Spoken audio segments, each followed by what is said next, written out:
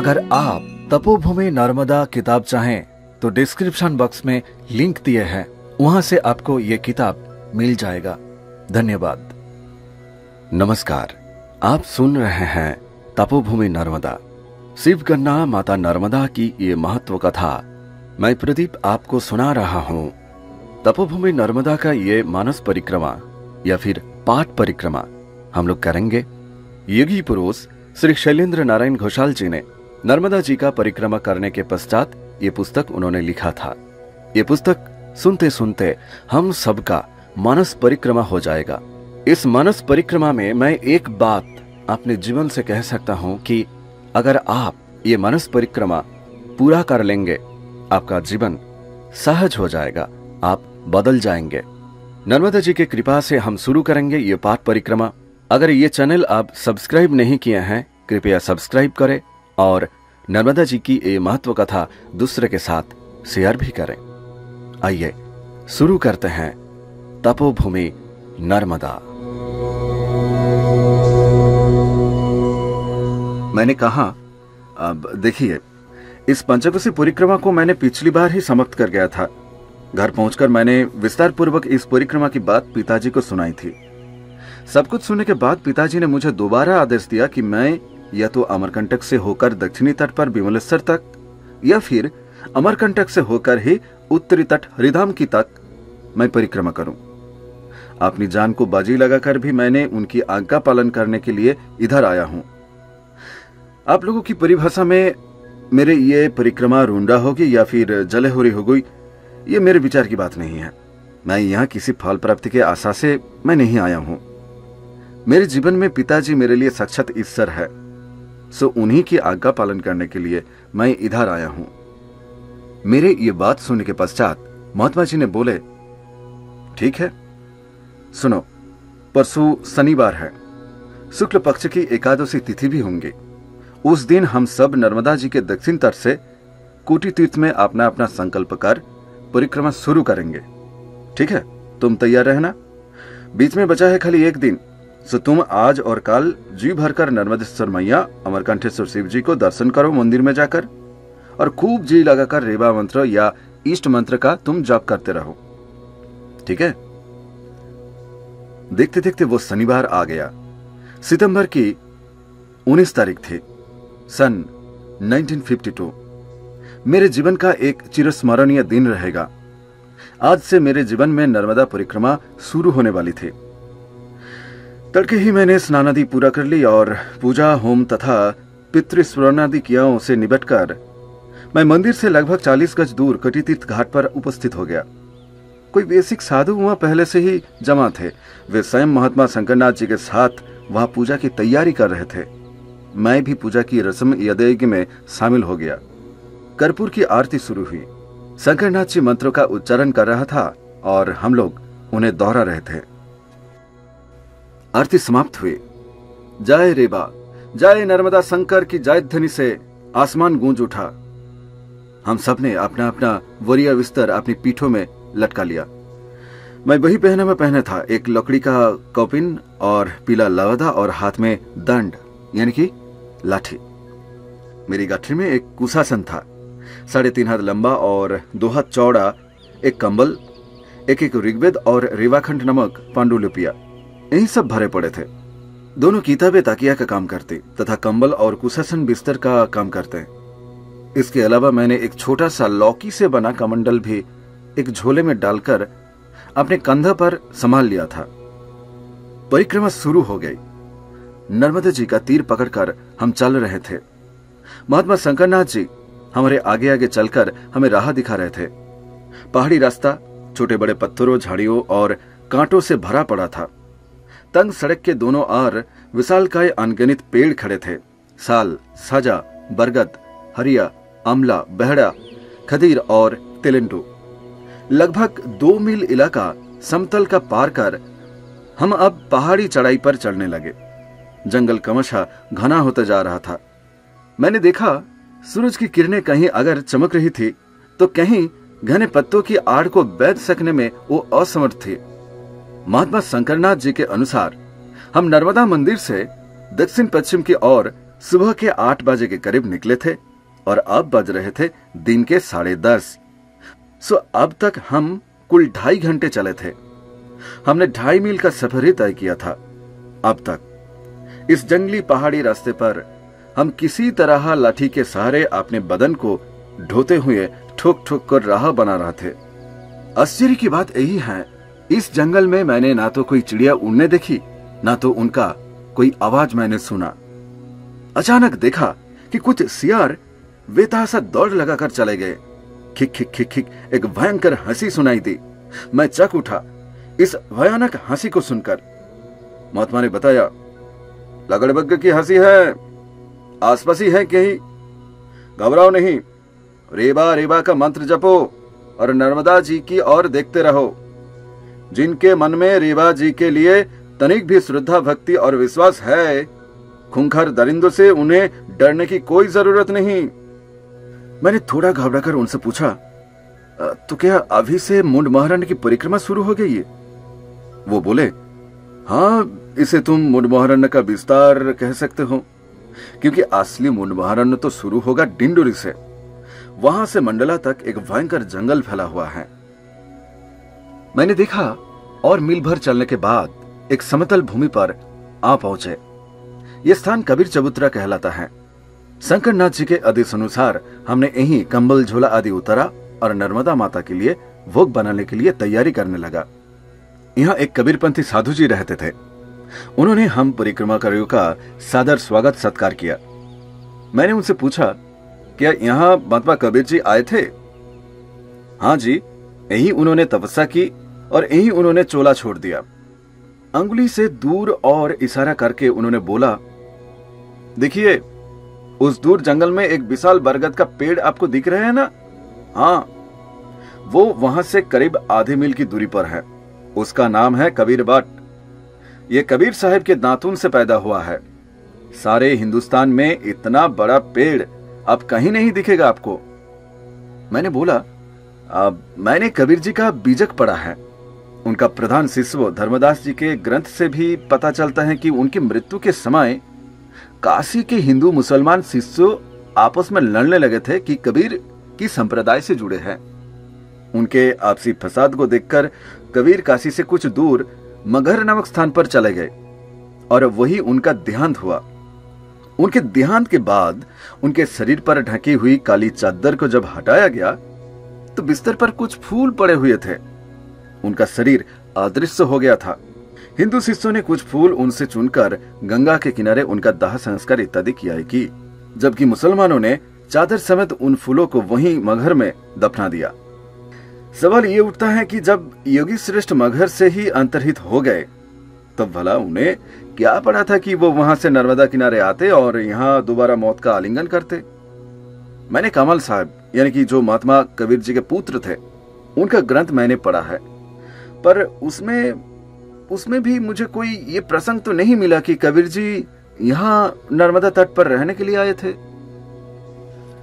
अचानक पीछे से शंकरनाथ जी बोल उठे, मैं कहता हूं, सुनो, वो मगर से अंतर्धान होकर यही तपस्या करने आए थे। अंत में इसी नर्मदा किनारे वो अपने इष्टदेव में विलीन हो गए। अब तुम अपनी ये फिजूल की बहस को ये छोड़ो, ये आदत तुम छोड़ो। देखो, बेकार बहस करने से क्या फायदा है। यहाँ भोग पकने दो और आओ तुम मेरे साथ चलो। वो साधु जी से बोले, इसकी उम्र कुछ 22-23 साल की है, ये अभी बच्चा है। आप इसकी बातों को बुरा ना माने, इस पर नाराज ना होना, ठीक है? साधु जी बोले, नहीं जी, जब परिक्रमा कर रहा तो खुद नर्मदा माई इसे सीधा कर देगी। मैं शंकरनाथ जी के साथ नर्मदा के किनारे किनारे चलने लगा। पथरीला सड़क कांटे झाड़ियां और लताओं से एकदम भरपूर है। हम अपनी लाठियों के सहारे अपनी राह बना रहे थे। इस तरह लगभग आधे मील चलने के बाद वो मुझे एक जगह रोककर उन्होंने बोले कि मैं गले तक नर्मदा जल में उतर जाऊं और वेद मंत्रों का पाठ करते करते पितरों का तर्पण करूं तथा कुछ देर तक रेबा मंत्र का जप करूं। तर्पण समाप्त होने के बाद शंकरनाथ जी ने बोले, सुनो बेटा, ये घाट है औरव घाट। महर्षि औरव ने इसी स्थान पर नर्मदा किनारे तपस्या की थी। औरबो का नाम सुनकर मैं चौंक गया। मैंने बोला, मेरा गोत्र है वास्तु। वास्तु गोत्र में महान एवं परण्य पूर्वजों में महात्मा औरबो का श्रेष्ठतम माना जाता है। ये वेदविद महर्षि थे और महाराज सागर के गुरुदेव थे। हरिवंश के अनुसार औरबो नामक एक ऋषि सदा कठोर तपस्या में मगन रहते थे। उनका वंश लुप्त हो जाएगा, इस भय से देवताओं ने उन्हें विवाह करने की प्रार्थना की। उन्होंने विवाह नहीं किया, बल्कि विधिवत यज्ञ होम आदि संपन्न किया। उसी यज्ञ के अग्नि में अपनी जंघा का मंथन कर उन्होंने एक पुत्र उत्पन्न किया है, वही औरबो कहलाए। महाभारत के आदि पर्व के अनुसार कृतवीर्य नामक एक क्षत्रिय राजा थे, जिन्होंने महर्षि भृगु और भृगु वंशीय पुरोहितों को अपना सर्वस्व दान कर दिया था। इससे कृतवीर्य के वंशधर निधन हो गए। उन्होंने भृगु वंशीय उत्तराधिकारियों से कृतवीर्य प्रदत्त सब धन संपत्ति लूट ली और उनकी हत्या कर दी। तब भार्गव स्त्रियों ने भयभीत होकर हिमालय में जाकर शरण ली। उनमें भृगु पत्नी भी थी जो गर्भवती थी। कृतवीर्य के वंशज हिमालय पहुंच गए और भृगु पत्नी का गर्भ नष्ट करने पर उतारू हो गए। तब भृगु पत्नी ब्राह्मणी की जंघा भेद कर अग्नि समान एक अत्यंत ओजस्वी पुत्र उत्पन्न हुए और उन क्षत्रियों को अपनी दृष्टि तेज से अंधा कर दिया। अब बैकुल क्षत्रियों ने ब्राह्मणी से दया की भीख मांगी।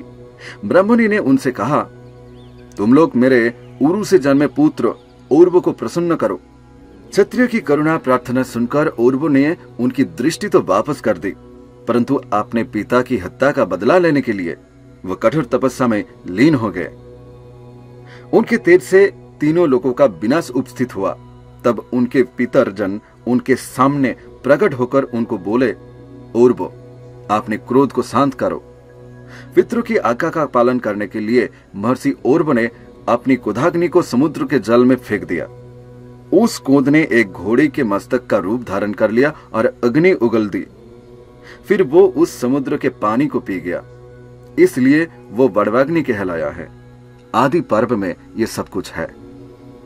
हरिवंश या मूल भारत के आदि पर्व के अनुसार ये स्पष्ट हो जाता है कि जिस प्रकार महर्षि भृगु ब्रह्मा की यज्ञ होमाग्नि से उत्पन्न हुए थे, ठीक उसी प्रकार महर्षि औरव भी तपस्या के तेज से जन्मे थे। दोनों ही यज्ञ या तेज से जन्मे ऋषि थे। औरव शब्द का अर्थ भी है तपस्या का तेज। महता औरव की तपस्या स्थली को प्रणाम कर हम वापस कबीर चबूतरा में चले आए। हमने नर्मदा माई की आरती की और भोग चढ़ाया। फिर स्वयं दिन के 2 बजे हमने भी भोग ग्रहण किया। घंटे भर के विश्राम के बाद हमने अपनी परिक्रमा पुनः शुरू कर दी। मैंने देखा अपनी टोली में मैं ही सबसे कम उम्र का लड़का था। गांव का रहने वाला था और पैदल चलने में उस्ताद हूं। नैमिषारण्य की 84 क्रोश वाली परिक्रमा तथा चित्रकूट के कामोदगिरी परिक्रमा के समय भी मैं ही सबसे आगे आगे चलता था। मगर परिक्रमा वाली उन सड़कों की तुलना में नर्मदा तट स्थित ये घनघोर मुंडवारण्य के इस विकट जंगल को पार करना सैकड़ों गुना कठिनतर निकला। फिर भी प्रातः जब अमरकंटक से हम चले थे, उस समय मैं भी सबसे आगे आगे चल रहा था। टोली में सब लोग धीरे धीरे अपना राह बना रहे थे।